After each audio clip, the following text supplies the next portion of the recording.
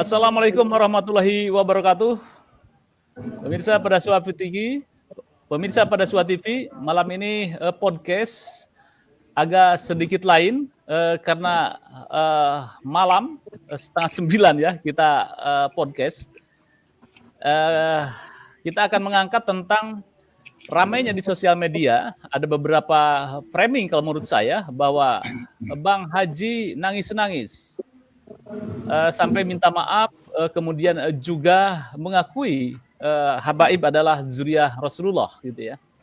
Ini setelah saya tracking, memang Bang Haji itu ada jadwal pengajian di PBNU, yaitu di tepatnya yang diselenggarakan oleh Lembaga Dakwah Pengurus Besar Nahdlatul Ulama. Di situ Bang Haji satu-satunya narasumber yang berbicara tentang musik dan dakwah. Saya sudah menonton penuh gitu ya video tersebut.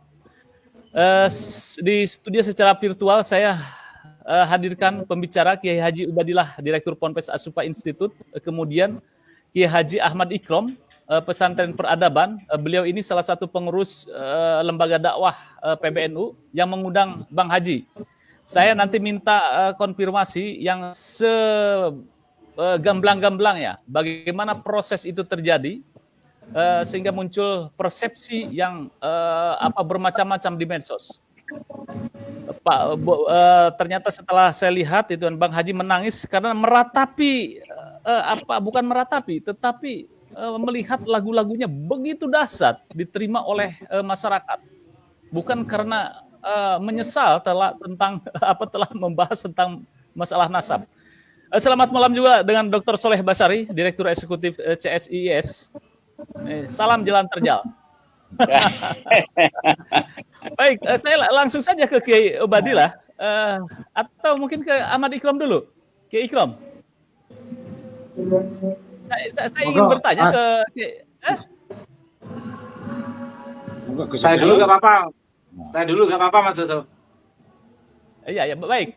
Kiai Ubadillah, bisa Anda jelaskan ini sebetulnya sosok Bang Haji Roma? Anda kebetulan pernah menjadi narasumber Bang Haji Roma ya, Roma. Apakah Bang Haji Roma menurut Anda seorang yang punya integritas dalam hal pengkajian nasab? Silakan. Dan tentunya Anda juga sudah menonton kan video aslinya. Silakan, Ubed. Baik, Mas Suso. Assalamualaikum warahmatullahi wabarakatuh. Yang saya hormati Mas Suso, Kiai Ahmad Ikram, juga Kiai Dr. Soleh Basari.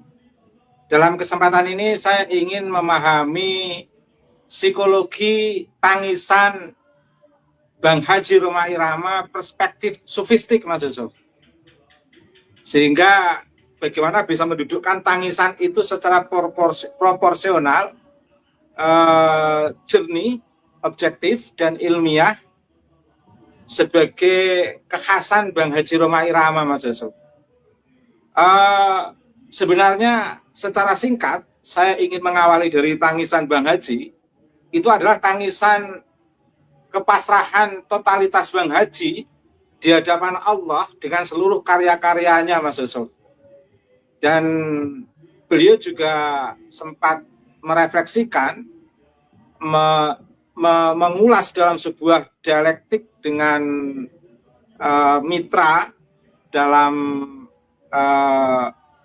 karya seni beliau terkait dengan lirik yang di luar dugaan, ternyata begitu indah, yang luar biasa, seolah-olah Bang Haji sendiri tidak percaya, sehingga ada totalitas lirik itu sebagaikan lirik yang mengalir dalam kehendak Allah, dan apa yang dirasakan Bang Haji itu berada dalam minal fana'il iradah al-insaniyah ila baqa'il iradah al-ilahiyah, dari sikap fana sosok Bang Haji yang bukan siapa-siapa dalam kehendak Bang Haji masuk ke dalam kehendak keabadian Allah pada suatu saat beliau berkarya merefleksikan karya-karya atau lirik musiknya yang disesuaikan dengan aransemen lagunya itu, Mas Yusuf. Dan tangisan Bang Haji sebagai bentuk totalitas memasukkan arus kehendaknya dalam yang bukan siapa-siapa dan yang bukan apa-apa itu dalam arus besar kehendak Allah. Itulah mengapa Bang Haji bisa membuat totalitas tangisan itu. Lah, adapun refleksi yang di kanan kirinya Bang Haji itu sebagai sebuah pantulan nilai kemanusiaan yang menguatkan kehadirannya untuk memasrahkan totalitas kepada Allah. Ini sebagai mukadimah pemaparan saya, Mas Yusuf. Tetapi sebenarnya saya sebelum podcast ini, tadi 1 jam sebelum podcast itu saya mencoba menganalisis dari seluruh lagu-lagu Bang Haji, Mas Yusuf. Saya betul-betul bisa memahami kekhasan Bang Haji. Dari seluruh lagu itu sebuah proses perjalanan transformatif Bang Haji di dalam merefleksikan karya seni yang betul-betul yang betul-betul relevan dalam konteks pendampingan untuk merubah masyarakat dan mengajak masyarakat bersama dia dalam sebuah laku suluk untuk berada di bahtera kehidupan ini, betul-betul bagaimana totalitas menuju Allah Subhanahu wa Ta'ala. Ibarat posisi Bang Haji itu sebagai seorang salik, maslaknya adalah bahtera kehidupan ini, dan suluknya itu adalah proses kekuatan mental Bang Haji yang ditotalitaskan menuju Allah Subhanahu wa Ta'ala.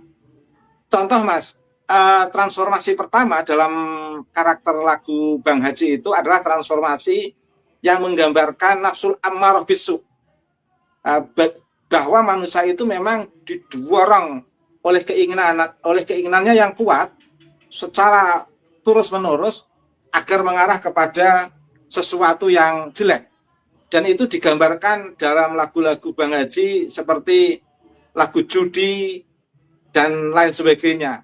Kemudian transformasi kedua, dia juga ingin memberikan satu ilustrasi kepada masyarakat dalam permainan film beliau ketika terkait dengan bunga desa itu, Mas. Bahwa manusia itu memang ada nafsu yang disebut nafsu supiyah, nafsu lawamah.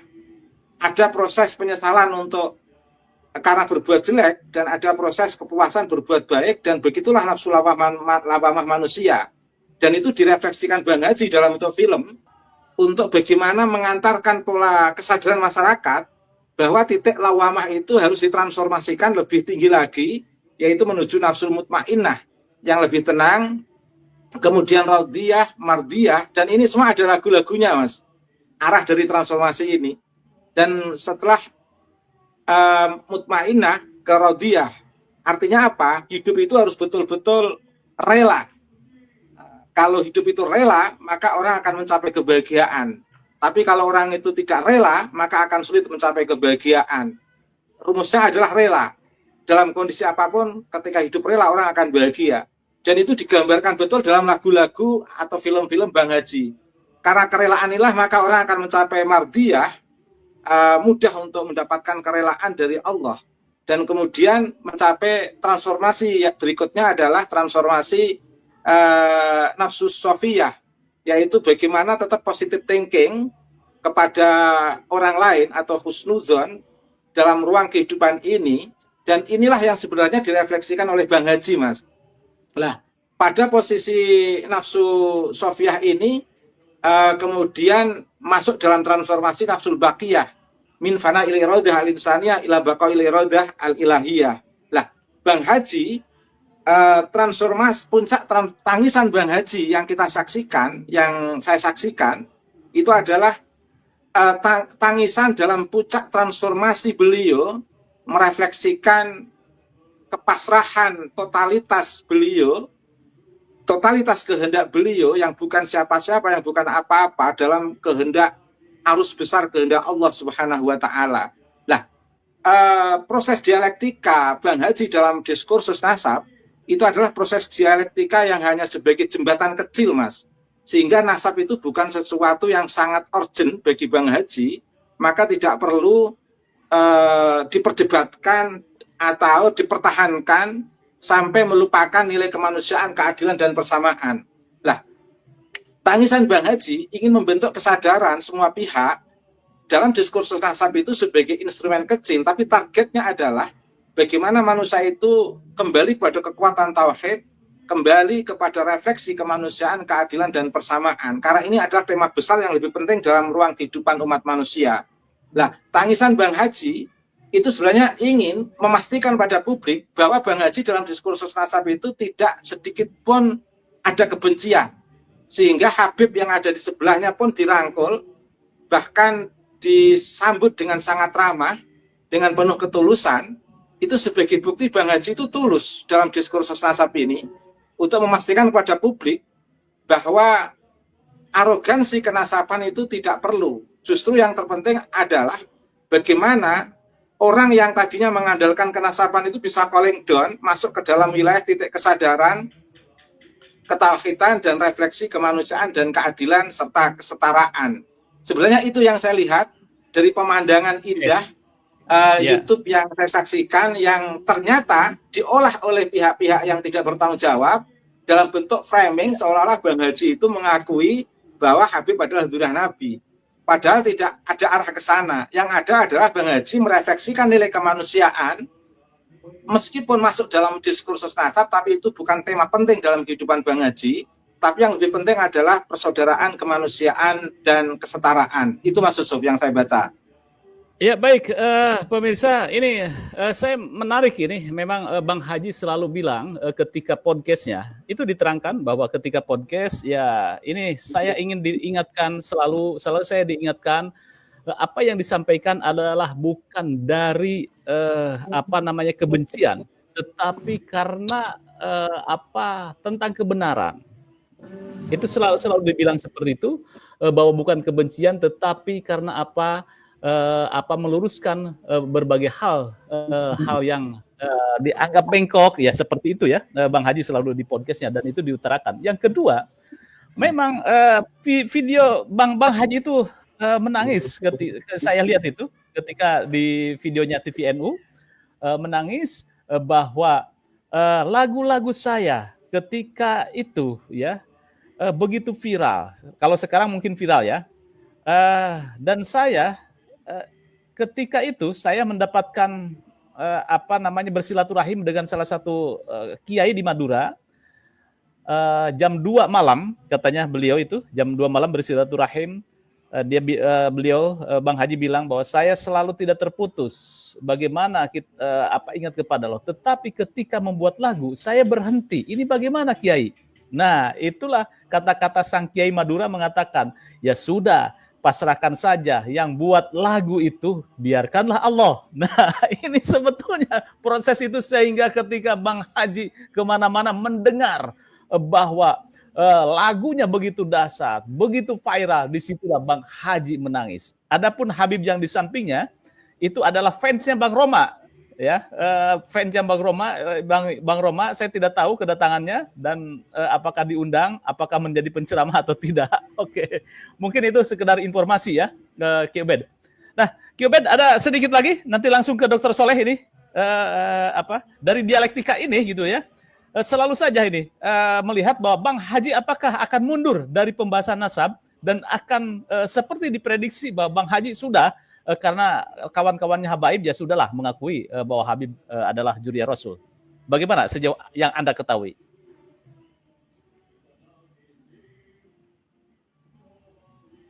Mic-nya. Biar langsung masuk enggak apa-apa Mas Jojo. Monggo Mas.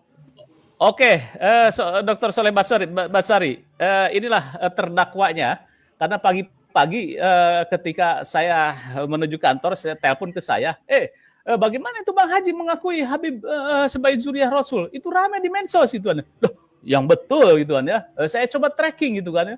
Kemudian saya telepon ke Kiai Buda, Kiai Budilah itu bagaimana itu? Betul, apakah Bang Haji sudah berbelok 380 derajat, 360 derajat? ternyata terjadilah podcast semalam ini kita ingin membahas.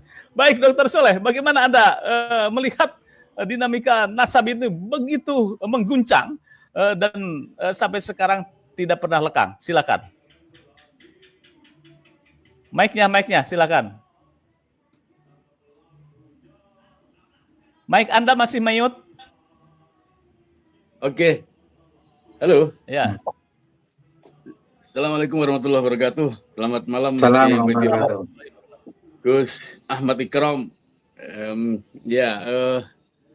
Apa namanya? Kita membahas soal salah satu musisi paling ikonik di negeri ini, yang kemudian kaitannya dengan nasab yang paling legendaris di di dunia Islam, nasab habaib.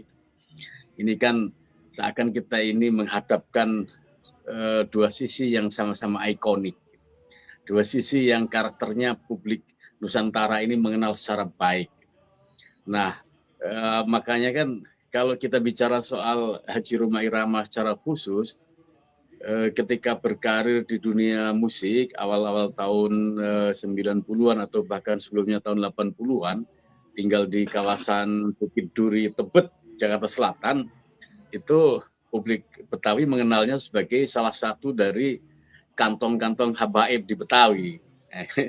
Makanya kan sebenarnya masa pembentukan karakter Roma sebagai musisi, masa pembentukan Roma Irama sebagai musisi ahli agama, itu ditempa secara tidak langsung oleh komunitas Tebet, komunitas Betawi, dan komunitas habaib. Jadi ketika tiba-tiba Roma ini banting setir 6 bulan atau tahun terakhir ini, kemudian dia bergabung dalam tanda kutip dengan gerakannya Kiai Ubaidillah, gerakannya Kiai Usman Imaduddin Usman Al-Bantani. Saya melihatnya tidak sekedar latah, saya tidak melihatnya itu sekedar ikutan tren. Bagi saya itu dalam tanda kutip kayak hidayah baru gitu kan, atau itu panggilan jiwa. Nah, makanya kan meski belakangan ini gerakan-gerakan yang mengarah atau yang bergabung dengan Kiai Imad semakin masif, itu juga seiring dengan adanya sejumlah pihak yang sedikit berbelok, untuk tidak menyebut tidak murni lagi. Kalau yang murni itu kan gerakan-gerakan alamiah seperti Kiai Ubaidillah, seperti saya, atau sejumlah kiai yang awalnya memang, atau sejumlah gus yang awalnya memang mempertanyakan tentang karakter, tentang kapasitas, tentang perilaku kaum habaib itu, yang kemudian mendapatkan gongnya itu adalah ketika Kiai Imad merilis hasil risetnya, kan gitu. Nah, untuk itu sebenarnya kan kalau bicara khusus tentang Haji Roma Irama ini, saya yakin ketika beliau berbalik arah, berputar 180 derajat, kemudian berada pada barisannya Kiai Ubaidillah, Kiai Imaduddin, itu sangat telak pukulannya, sangat telak efeknya bagi kalangan habaib. Sama kayak misal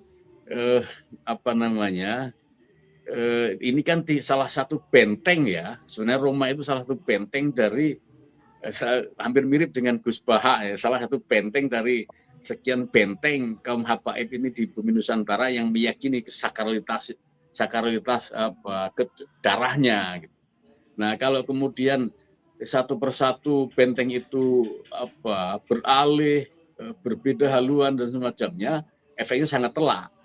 Kalau saya dari awal mengatakan Duriyah itu bukan habaib itu bukan Duriyah Rasul, dengan keyakinan, dengan turos, dengan ayat, dengan hadis yang saya kuasai, orang biasa-biasa saja, soalnya siapa kan begitu.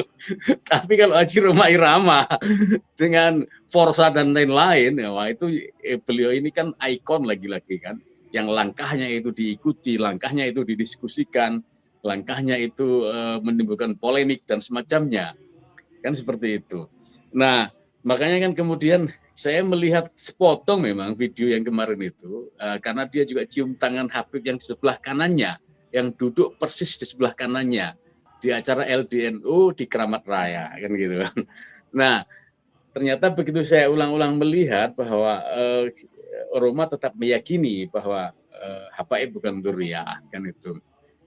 Nah, selebihnya misal apa namanya?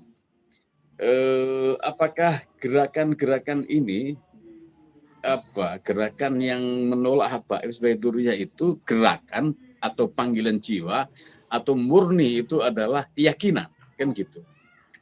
Nah, kalau itu gerakan pasti itu akan dinamikanya itu seiring dengan pendulum-pendulum politik, pendulum-pendulum budaya, pendulum-pendulum agama yang ada.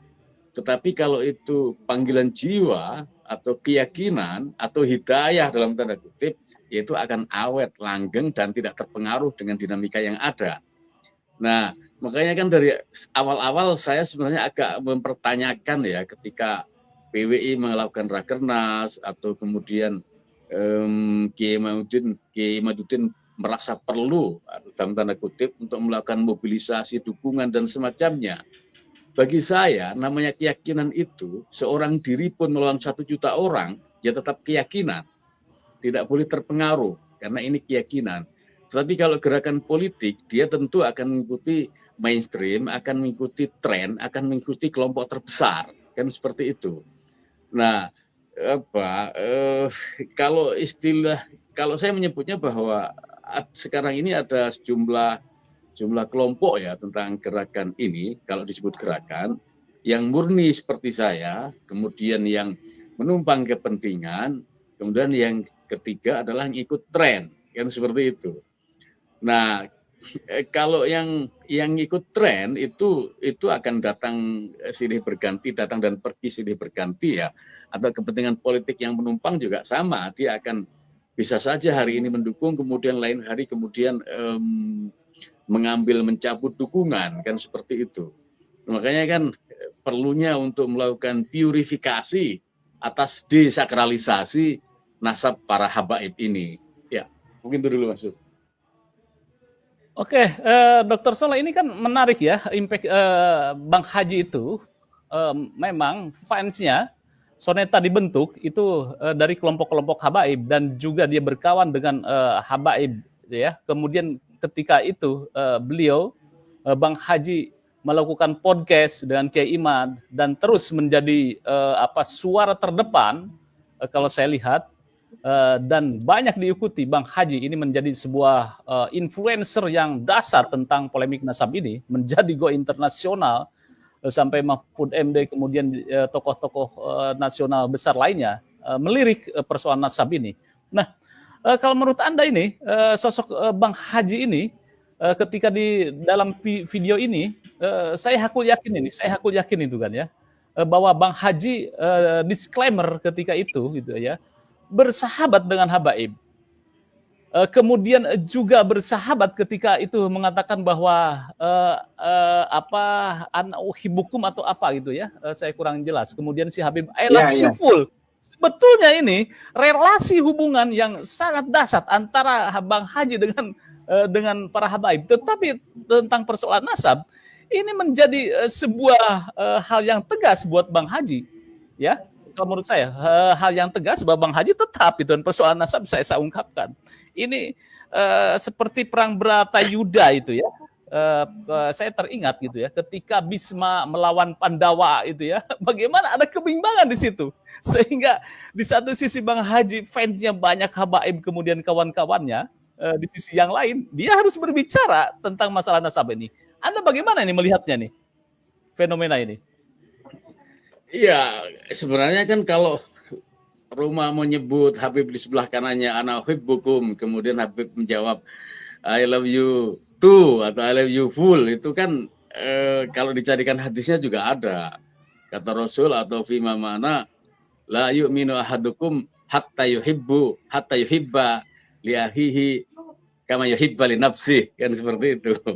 Bahwa tidak beriman, tidak sempurna iman seseorang ketika dia tidak bisa mencintai saudaranya seperti mencintai dirinya, kan seperti itu. Itu kan kata-kata Habib, kata-kata hub itu artinya sangat netral ya, bukan bukan label atau bukan status sosial tertentu kan gitu. Itu pertama. Kemudian yang kedua, dalam banyak hal bahwa kaum habaib ini memang sangat pintar memanfaatkan setiap momentum atau setiap event untuk mengkokohkan atau setidaknya itu mempertahankan statusnya kan gitu kan. Nah, pegangan-pegangan yang ada ini kan pelan-pelan mulai berkurang, nyaris hilang, kemudian ya bisa-bisa sirna kan gitu kan.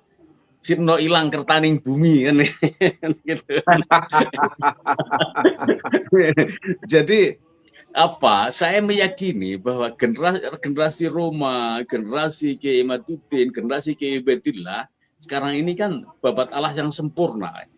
Belum sampai 5 tahun ya gerakan ini, tapi hasilnya luar biasa. Nanti anak saya, anaknya Kiai Ubaidillah dan lain-lain udah lupa bahwa habaib itu adalah dzurriyyah. Kalau kemudian ada semacam penyadaran dan itu masuk, karena kan ini stigma label habaib ini kan udah ratusan tahun ya, yang kemudian tiba-tiba menjadi terkikis nyaris habis saat ini kan gitu. Nah, kalau pertimbangan rumah misal Forsa itu terutama di Madura yang saat ini juga masih sangat fanatik pada kaum habaib dan lain-lain, saya yakin pertimbangannya tidak sekedar itu. Toh Roma juga untuk ukuran seorang musisi juga udah sangat senior. Jadwal manggungnya juga nyaris tidak ada kan gitu. Masa dia mempertimbangkan fanatisme Forza di komunitas Madura yang masih fanatik terhadap habaib kemudian mengubah keyakinannya. Ini kan menurut saya hitung-hitungannya nggak ketemu dari banyak sisi.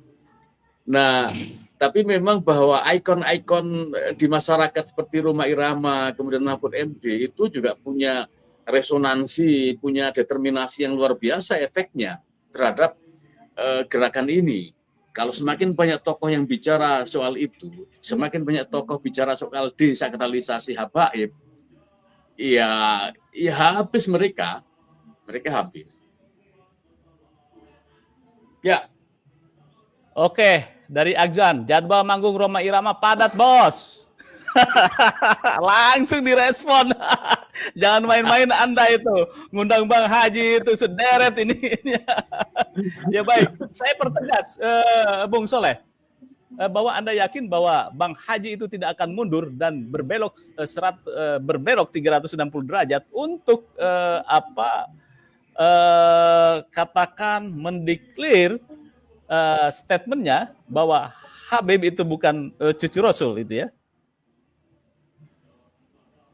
Ya, Anda yakin itu? Ya, saya meyakini ini panggilan jiwa atau hidayah ya dalam tanda kutip ya bagi Rhoma Irama, dan saya meyakini dia tidak akan berubah sampai akhir hayat ya. Itu pertama. Kemudian yang kedua, ya itu kan tidak sekedar pilihan ya, dia mengubah keyakinan ya, kemudian berbalik arah yang seperti itu setelah sekian tahun dia bergumul berinteraksi dengan habaib, kemudian tiba-tiba menarik garis tegas terhadap mereka, terhadap keyakinan bahwa mereka dzurriyyah. Saya yakin di usia-usia yang senior seperti ini, dia tidak apa sih yang dicari, popularitas misalnya, atau apa sih yang dicari, mempertahankan Forsa misalnya. Saya nggak melihat sama sekali itu. Ini Roma di ujung keyakinan yang menurut saya itu permanen, langgeng, abadi, dan ke bawah ke akhir hayat. Saya meyakini itu tidak terpengaruh oleh apapun, tidak terpengaruh atau intimidasi, atau tidak terpengaruh dengan iming-iming kalau ada misalnya. Bagi saya dia sudah mencapai puncak karir sebagai musisi, mencapai puncak karir sebagai tokoh, sebagai ikon dan semacamnya, dan dia sudah menikmati segalanya. Kalau sekedar kemarin dia punya keyakinan begini kemudian sekarang berubah, dia kalau istilah Jawa itu adalah esok tempe sore dele, orang akan menertawakan dia akan tidak berharga sama sekali. Tapi ya dia terserah beliau lah mau berhitung seperti apa dia. Apakah akan dicap, akan terstigma sebagai orang yang berubah-ubah demi sesuatu, atau dia meyakini bahwa keyakinan itu tumbuh dari hati, tumbuh dari hidayah, itu saja. Oke, ya, Bang Haji Roma, menurut Bung Soleh bahwa yakin Bang Haji tidak akan mundur dari persoalan pembahasan nasab. Sepertinya itu yang diangan-angankan atau bukan diangan-angankan juga harapan dari publik terutama yang mendukung tesis Kiai Iman. Ini akan menjadi sebuah polemik besar lagi ketika Haji Roma katakan berbelok arah, ya, berbelok arah, kemudian pembahasan atau polemik nasab itu akan menjadi berubah, ya, konstelasinya ini kan. Baik, terima kasih Dr. Soleh yang meyakini bahwa Bang Haji tetap konsisten, tidak mundur dalam persoalan nasab ini. Baik, saya langsung ke Kiai Ahmad Ikrom. Beliau adalah pengurus dari lembaga dakwah Nahdlatul Ulama PBNU yang mengundang Bang Haji Roma. Kiai, itu bagaimana sih perjalanan atau mengundang Bang Haji, kemudian proses di situ dialognya seperti apa? Mungkin bisa lebih jelas biar netizen clear terhadap sosmed atau berita-berita yang beredar. Silakan Kiai. Assalamualaikum warahmatullahi wabarakatuh. Bismillah walhamdulillah. Wassalamu ala Rasulillah wa ala alihi washabihi wa mawala. Wala haula wala quwata illa billah ma ba'du. Yang kami hormati guru saya Kiai Ubedillah dan juga Pak Yusuf dan juga tadi ada Pak Soleh yang semoga selalu sehat. Di lembaga dakwah ini sebenarnya punya banyak kegiatan. Nah, salah satu kegiatan ini istilahnya itu dakwah spare digital. Nah, dakwah spare ini memang di lingkungan NU sendiri. Kenapa? Ini saya mulai dari ini ya, sekaligus ini mungkin juga bagian dari kesempatan. Terima kasih sudah diundang pada Suka TV. Kenapa warga NU terus naik ini? Menurut beberapa kiai itu juga tidak selalu peran pengurus NU, tetapi sumbangsih dari netizen. Nah, kan dari setiap pemilu ada survei itu kan selalu naik itu angkanya.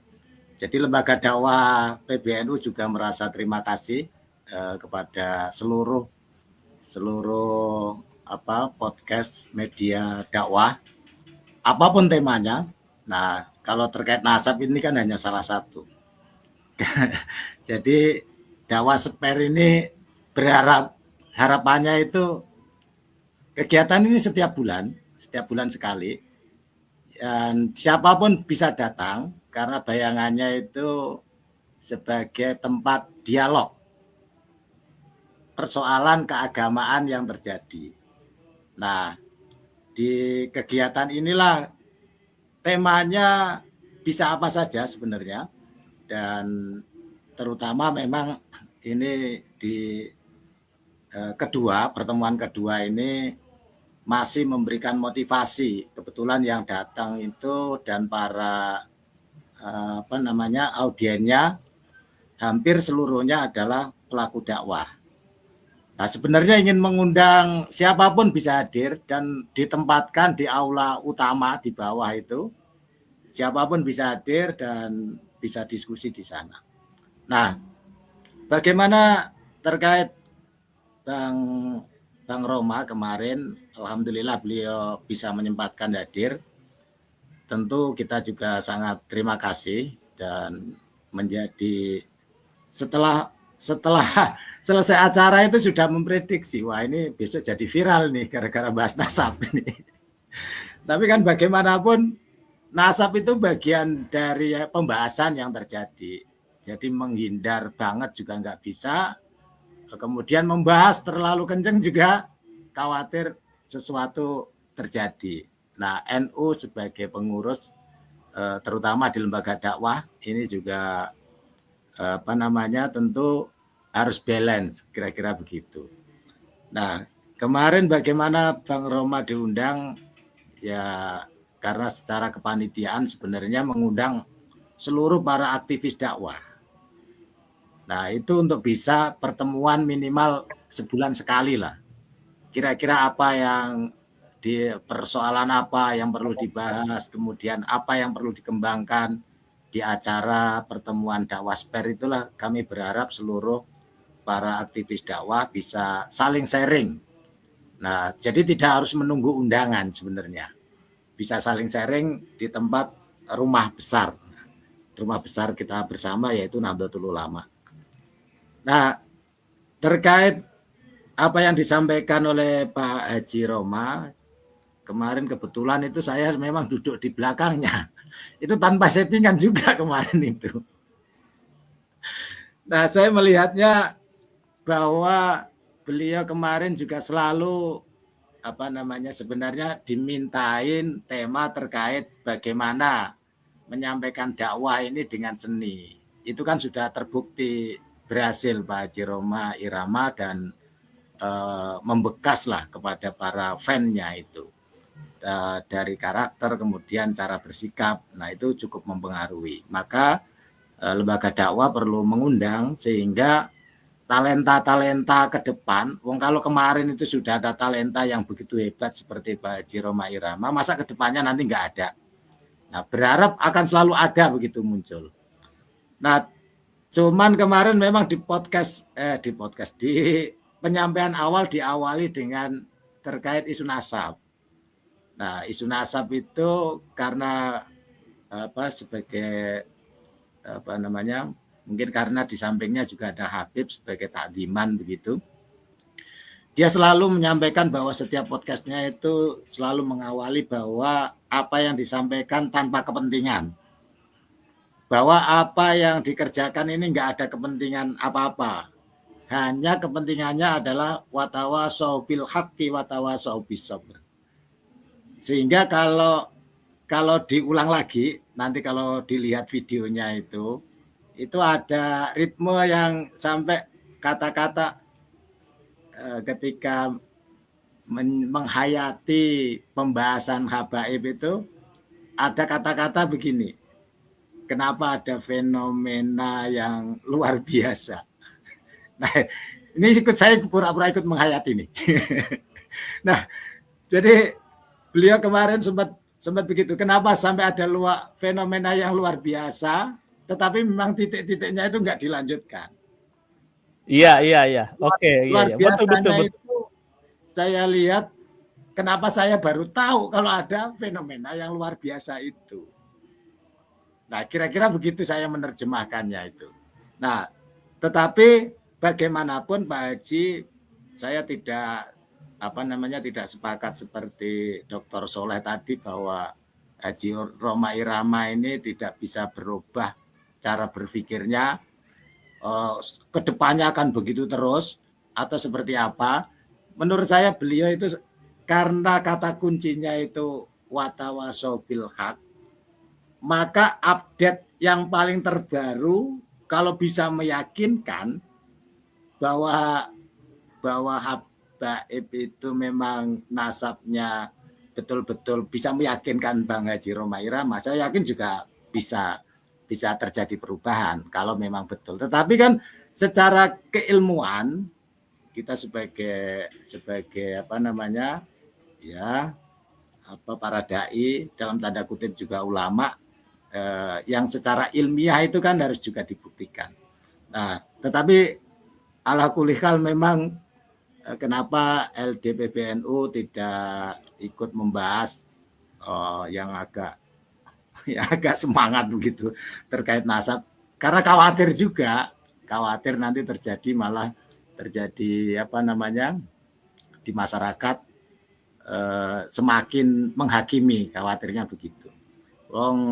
Tanpa ikut-ikutan saja di masyarakat juga sudah saling komen sana sini. Nanti saya yakin bahwa kebenaran itu akan menemukan jalannya lah. Ya, baik. Kiai, Kiai, di dalam ceramah itu apakah ada statement Bang Haji bahwa mengakui bahwa habaib itu ada zuriat Rasul apa tidak? Tidak ada statement itu? Setahu saya di kemarin itu tidak ada terkait itu. Tidak ada ya? Tidak ada, dan tetapi beliau selalu menyampaikan ini hanya watawasobil haq. Makanya selalu diikuti dengan tolong kritik saya, tolong ingatkan saya. Artinya beliau itu juga menunggu input dari berbagai pihak untuk mendudukkan persoalan itu. Nah, apakah nanti pembahasan nasab ini titik terangnya itu ya sudahlah, nggak usah sampai detail-detail amat misalnya. Ya Allah alam ya. Tetapi pada intinya Pak Haji Rhoma Irama selalu menekankan wa'tasimu bihablillahi jami'a wa la tafarraqu. Makanya beliau juga memeluk dan menceritakan bahwa punya kedekatan pertemanan dengan para habaib itu. Nah, semoga kemarin itu setelah acara itu kami berharapnya ya semoga yang namanya ilmiah itu kan pembahasan ya biasa saja gitu. Tapi pertemanan kan tetap harus dijaga. Nah, ini esensi dari yang disampaikan Bung Haji Rhoma Irama saya kira itu. Apapun pembahasan kita itu tetap pertemanan harus tetap dijaga. Jadi esensi dari wa'tasimu bihablillahi jami'a itu menjadi kunci inti apa yang terkait dengan nasab itu. Nah, selebihnya lebih banyak membahas bagaimana beliau mengawali terkait musik digunakan sebagai media dakwah. Karena keresahannya ketika bermusik itu ternyata di dunia musik itu ya pada minum-minum, cerita beliau dulunya tidak biasa menggunakan kata assalamualaikum, dulu nggak populer itu ketika manggung-manggung itu. Nah, yang mempopulerkan itu beliau Bang Haji. Nah, kemudian juga hubungan bebas, dan ternyata yang bermusik juga yang disebut oleh Pak Haji dan juga Habib itu kemarin, yang bermusik dari dulu itu ya bukan hanya orang pribumi saja, tapi juga para habaib juga banyak yang ikut bermusik. Nah, artinya apa itu dalam tanda kutip bisa dipahami. Kalau bermusik di zaman dulu kira-kira ya ada yang ikut begitu. Ya, baik. Bang Haji memang menerangkan bahwa ketika itu tahun 70-an ada juga pencipta lagu, Muhsin Alatas dan sebagainya. Dan beliau sepakat bahwa musik adalah sebagai jalur dakwah atau sebagai medium dakwah. Baik, Kiai, ini kan persoalan saya tergelitik dengan statement Anda bahwa LD PBNU tidak tertarik membahas persoalan nasab. Padahal ini persoalan esensial loh di bawah loh. Persoalan esensial, bukan persoalan yang remeh-temeh. Buktinya ini semakin terus menggelinding, dan ini menjadi sebuah persoalan warga NU di bawah. Karena yang percaya Habib Zuriat Rasul kemudian yang suka mencium tangan habaib itu kan kebanyakan warga NU. Ini kenapa LD PBNU tidak mencoba untuk menarik hal ini? Dan ini problem umat. Yang salah satunya adalah menjadi tanggung jawab PBNU loh. Iya. Mungkin saya koreksi sedikit ya. Jadi bukan tidak tertarik, tetapi memang dikhawatirkan kalau kita ikut membahas di sana nanti keperpihakannya akan terlihat memihak yang mana, ada yang dirugikan. Sementara LD PBNU punya tujuan juga untuk merangkul semuanya. Kalaupun persoalan habaib itu ada yang meluruskan, saya kira biar diluruskan oleh para ahlinya, sehingga nanti akan menemukan titik jalan. Jadi ketika tidak mengikuti pembahasan bukan berarti membiarkan. Nah, justru dengan memberikan keleluasaan, kalau wasit itu sudah ngasih semprit, nanti udah selesai malahan. Nah, jadi Dan ketika sudah selesai itu pasti ada yang nggak puas. Ketika tidak puas, khawatirnya malah chaos. Nah, yang Iya, sangat dihindari adalah dikhawatirkan terjadi chaos ketika wasit tidak, kalau dianggap wasit ya, LDPBNU misalnya dianggap wasit terkait nasab, kemudian memberikan keperpihakan kepada tertentu, pasti sebagian kelompok A atau kelompok B sangat tidak puas dengan kesimpulan. Nah, kesimpulan jangankan terkait nasab, pembahasan di NU itu ya wa fihi aqwalun. Apapun itu kan selalu banyak pendapat kan. Jadi saya kira terutama para guru-guru ini sudah saling memahami lah. Tetapi kalau ini diambil kesimpulan oleh berpihak kepada pihak tertentu, justru nanti malah ada yang tidak terpuaskan, kemudian terkait dikhawatirkan kios itu. Nah, semoga juga ikhtiar mengadakan dakwah spare ini menjadi lingkup pertemuan semua pihak itu bisa menjadi ketemu kan asik itu ketemu. Kayak kemarin tuh saya melihat asik aja itu. Baik Bang Roma maupun Habib saling berpelukan meskipun tidak membahas detail terkait nasab. Nah, soal nanti seberapa urgennya itu kan ya tentu saja yang lebih diutamakan adalah darul mafasid ya, bahwa minimalisir kekhawatiran chaos itu harus didahulukan. Barangkali itu. Ya, meminimalisir chaos justru seharusnya itu LDPBNU itu juga memberikan sebuah kajian yang secara literatur. Malah ada nih netizen itu, waduh takut aja nih PBNU gituan ya. Gimana Kiai menanggapi hal itu? Silakan. Ya, soal netizen itu kan maha benar segalanya. Jadi biasa saja. Jadi apapun yang disampaikan kita terima kasih. Jadi mau dianggap takut, dianggap apa, dan kita memang harus merangkul. Dan merangkul semua pihak itu perlu keberanian.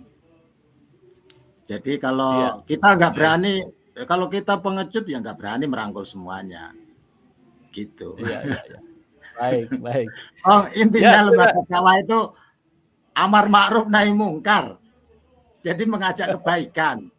Kalau para habaib sudah baik, kenapa harus dijelek-jelekan terus misalnya? Terkait kebenaran misalnya, duriah atau tidak, yang bertanggung jawab kan pribadinya. Misalnya ngakui, ini bapak saya ini. Yang bertanggung jawab kan dirinya di hadapan Allah. Ya, tetapi berimpact terhadap umat loh Kiai. Nah, soal berimpact ini kan, makanya ini saya terima kasih kepada Suka ini yang menerangkan kepada umat misalnya. Nah, soal kebenaran diterima yang mana, saya yakin jangankan yang kebenaran, hal yang tidak benar pun ada pengikutnya. Kalau kita kumpul-kumpul itu, hal yang tidak benar itu ketika kita mensuarakan dengan lantang, itu juga punya pengikut. Nah, jadi LDPBNU memang skala prioritasnya setidaknya ada 9 lah yang dibahas. Kalau terkait isu nasab ini masuknya ya dakwah spare ini, sehingga pertemuan secara dialogis, ketemu wajah, ketemu fisik, salaman, senyum, kayak kemarin itu kan asik. Saya kira bisa diulang lagi oleh podcast-podcast yang lain begitu. Baik, ini menarik kalau saya lihat bahwa Bang Haji Roma itulah sosok Islam sejati, ya, NU sejati. Ketika dia membahas masalah nasab, dia tegas bahwa habaib adalah bukan cucu Rasulullah. Tetapi ketika dalam proses kemanusiaan, ya dia bersalaman, kemudian berpelukan secara hubungan hablum minanas baik sekali, dan itu saya kira menjadi sebuah percontohan itu ya. Dan menariknya habaib yang datang di acara LDNU adalah fansnya berat Bang Haji Roma. Tetapi saya perlu ditandaskan bahwa di situ bahwa Bang Haji tidak melakukan pengakuan bahwa saya bertobat, kemudian tidak lagi membahas masalah polemik nasab, kemudian juga mengakui bahwa habaib adalah zuriyah Rasul. Tidak ada statement itu ya, Kiai ya, ketika itu. Statement yang paling penting itu untuk kita semua, menyebutnya kita ya, bukan untuk saya, Ya. tapi kita itu ya untuk muhasabah masing-masing. Jadi agar terjadi harmoni lah. Wong kita sudah hidup dan lahir, habaib sekarang ini kan sudah lahir di Indonesia. Jadi bagaimanapun mereka sudah keluarga kita lah. Nah, tetapi bagaimanapun ya jangan sampai lah kalau yang saya pahami dari pesannya Bung Haji Roma Irama itu kemarin untuk muhasabah masing-masing itu agar menurunkan egonya masing-masing lah. Bahwa kita ini manusia ya setara. Setara, tidak ada yang merasa gennya lebih tinggi. Nah, ini yang saya kira bahwa kita diciptakan oleh Allah menjadi manusia, sama-sama manusia. Itu untuk saling menghormati dan kesetaraan. Nah, makanya diulang-ulang itu untuk bisa muhasabah. Kita ini untuk bisa muhasabah. Kita itu berarti ya kita. Kita ya semuanya, bukan hanya Bang Haji Roma Irama. Betul. Ya. Baik, Kiai, terima kasih klarifikasinya. Ini juga untuk perlu diluruskan karena di media sosial kasihan juga ini Bang Haji gitu. Bang Haji tobat, kemudian akui Habib sebagai zuriyah Rasul, dan itu video-video yang diputar adalah video-video yang berada di PBNU. Tadi saya terus terang ini, saya kaget itu Dr. Soleh pagi-pagi, wah itu bagaimana ini Bang Haji itu preskon di PBNU segala mengakui habaib zuriyah Nabi itu. Loh, saya kaget itu kan.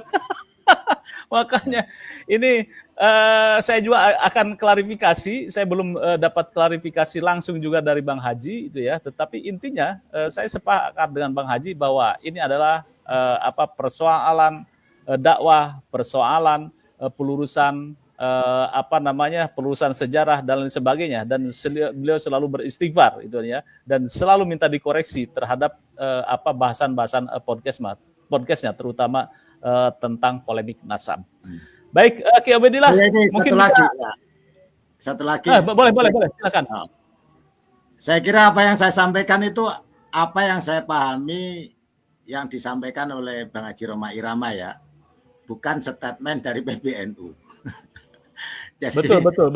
Ya, betul. Jadi saya memahami kalau ada yang mendengarkan ini dianggap mewakili PBNU, sama sekali tidak. Karena undangannya juga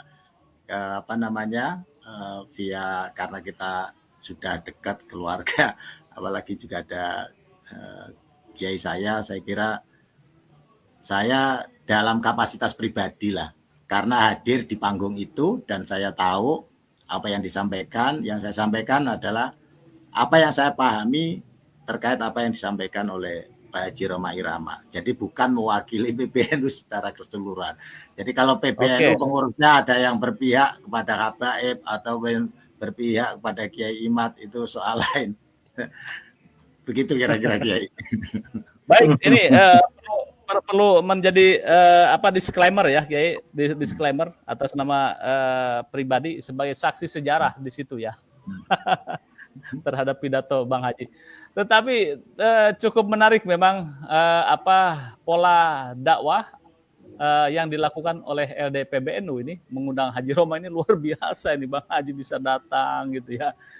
Kemudian juga tanpa sengaja mungkin ya bisa bertemu dengan fansnya, yaitu salah satu habaib gitu ya. Ini menarik gitu ya. Tetapi masalah bahasa nasab jalan terus. Kira-kira begitu mungkin Haji.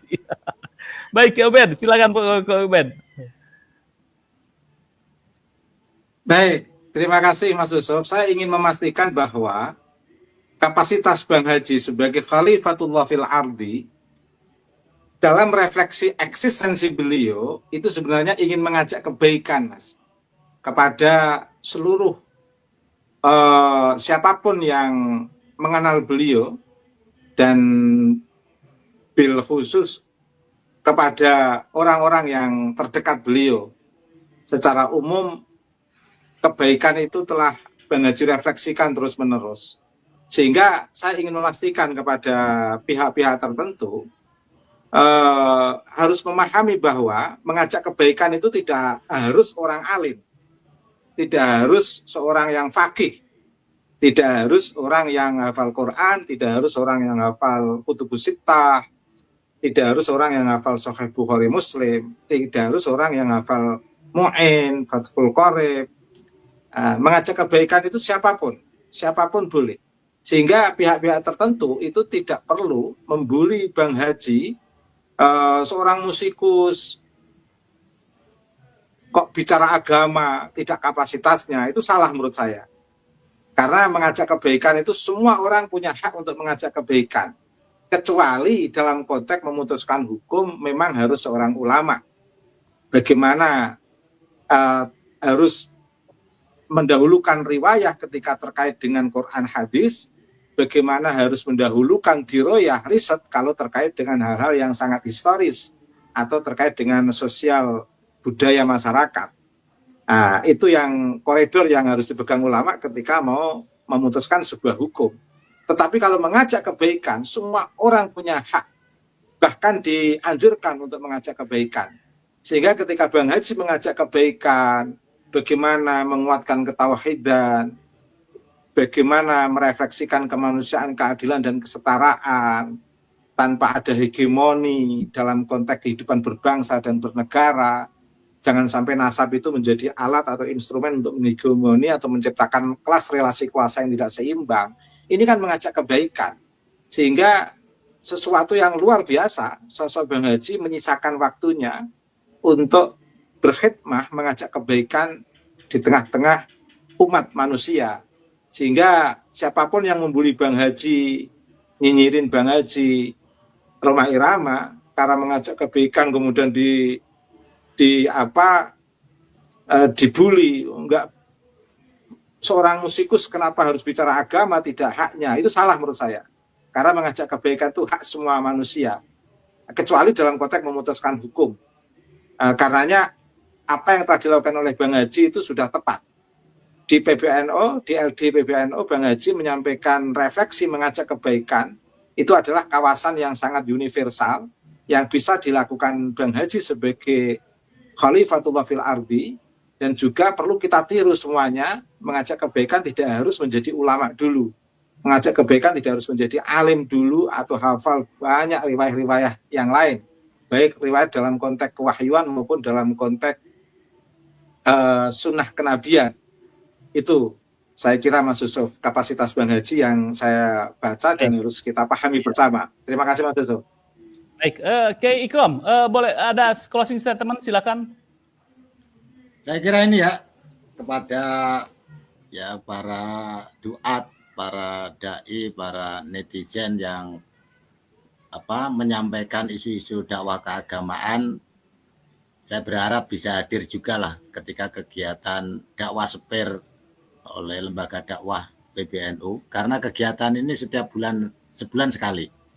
Nanti di bulan puasa itu dimulai habis asar. Untuk tanggalnya biasanya juga saya share di banyak grup, bukan hanya grup PBNU tapi juga grup teman-teman di kalangan para duat. Nah, saya berharap siapapun bisa mengikuti sehingga bisa tahu perkembangan, dan LDPBNU juga ada masukan lah, bahan-bahan yang kira-kira yang lebih tepat apa. Tentu saja kan semuanya kalau hanya dikerjakan sendiri oleh pengurus itu tidak akan mampu untuk merawat jagat ini. Tentu harus semuanya lah, terutama oleh para kiai-kiai NU, para asatid, para duat, dan semoga kegiatan LDPBNU ini bisa menjembatani lah antara kegiatan-kegiatan dan isu-isu yang dikembangkan oleh teman-teman, sehingga LDPBNU juga tidak ketinggalan isu lah. Nah, setidaknya menjadi tahu lebih detailnya, sehingga kalau ngambil keputusan itu juga atas dasar masukan dari berbagai pihak, bukan hanya sepihak. Ketika NU tidak membahas bukan berarti tidak mau membahas sama sekali, tetapi karena banyak masukan sehingga mengedepankan mana yang dipilih ini kira-kira juga melalui pertimbangan-pertimbangan yang dilakukan oleh para kiai. Begitu kira-kira. Dan saya terima kasih ini sudah diundang di tempat ini. Sama-sama Kiai.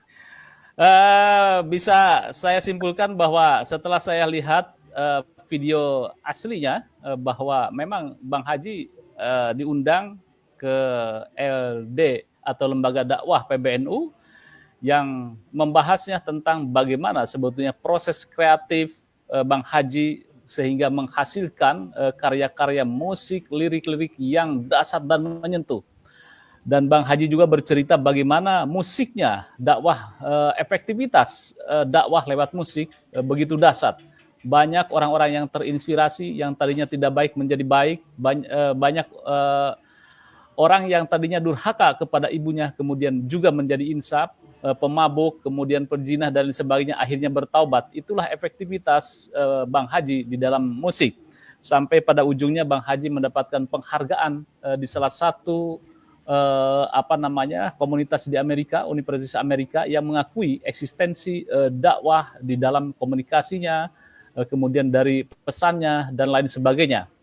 Dan yang terakhir bahwa di PBNU Bang Haji tidak berceramah tentang isbat nasab, kemudian polemik nasab, itu sama sekali tidak ada. Apalagi mengakui bahwa Bang Haji bertobat, kemudian juga Bang Haji mengatakan bahwa mengakui bahwa habaib adalah zuriyah Rasulullah. Itu adalah framing, saya yakin itu framing di media sosial. Saya sangat detail mendengarkan, tidak ada kata-kata seperti itu di videonya, dan tadi juga dikatakan oleh Kiai Ahmad Ikram sebagai peserta bahwa tidak ada lebih lanjut membahas tentang itu. Adapun memang ada habaib di situ adalah sebuah hal manusiawi, karena sang Habib pun adalah fans beratnya Bang Haji Roma. Jadi clear Kiai Ubaidillah, Kiai Ahmad Tamam dan Kiai mana nih? Wah, Dr. Soleh Basari ya. Saya tergelitik untuk melakukan klarifikasi dan meluruskan persoalan-persoalan di medsos. Terima kasih. Mudah-mudahan saya juga berkesempatan podcast kembali dengan Bang Haji Roma tentang klarifikasi ini. Terima kasih kepada netizen semuanya. Tetap santun, tetap berpikir jernih bahwa persoalan nasab ini persoalan yang sangat panjang dan terus berkembang. Sehingga kita bisa beradu otak tetapi tetap dingin. Wassalamualaikum warahmatullahi wabarakatuh. Jangan lupa like, share, subscribe pada suatu Mohon pamit, Kang Ikram, Mas Ustaz.